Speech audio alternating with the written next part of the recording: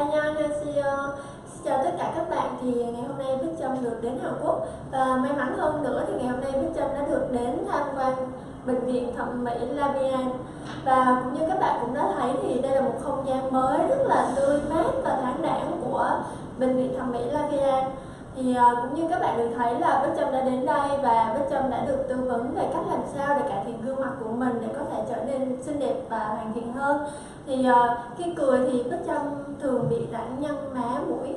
Thì khi mà được tư vấn với bác sĩ thì bác sĩ đã khuyên Bích Trâm rằng là Bích Trâm nên độn rãnh nhân má mũi và hạ gò má hai bên của mình. Thì Bích Trâm cũng hy vọng rằng là sau cái quá trình được thực hiện thẩm mỹ thì Bích Trâm sẽ trở nên xinh đẹp hơn. Và qua đây thì Bích Trâm cũng chúc cho là bệnh viện thẩm mỹ Labian thì ngày càng phát triển hơn và sẽ có nhiều khách hàng hơn nữa, và điều quan trọng hơn hết đó là chúc cho bệnh viện thẩm mỹ Labian có thể làm đẹp và khiến cho thật nhiều người phụ nữ và cũng như là các cánh đàn ông sẽ trở nên xinh đẹp hơn. Bởi vì điều quan trọng nhất đó là chính là chúng ta sẽ trở nên xinh đẹp hơn khi chúng ta tự tin hơn, và với một cái vóc dáng xinh đẹp thì chắc chắn rằng là chúng ta sẽ tự tin và luôn vui vẻ đón nhận cuộc sống này. Xin chào và hẹn gặp lại các bạn. 감사합니다.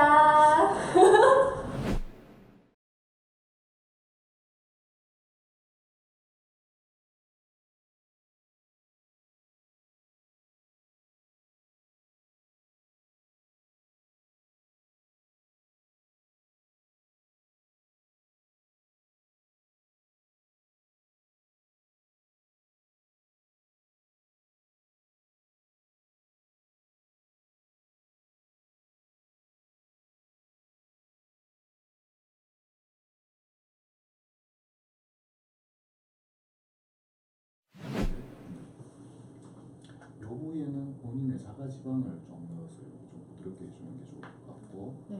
여기 조금 각져 보이는 여기는 이제 근육, 보톡스 주사로서 근육을 좀 네. 줄여주면 얼굴이 좀 이렇게 밑으로 내려오면서 네. 이런 보형물을 입안 쪽을 통해서 Trong viện trưởng nói là cái phần thái dương thì người ta nói không nên độn silicone mà mình sẽ nên cái mỡ tự thân vào thì nó mềm mại hơn cả. 그걸 봤을 때 이 부분을 개선시키기 위해서 사실 광대뼈를 줄이는 걸 생각해 볼 수도 있어요. 본인이 생각이 있으면 시간이 지나면서 점점 얼굴이 더 얼굴형이 이렇게 내려오는 얼굴형이 부드러워지고 얼굴이 더 정면에서 봤을 때 여기 좀 강한 부분이 폼이 좀 좁아지니까 아무래도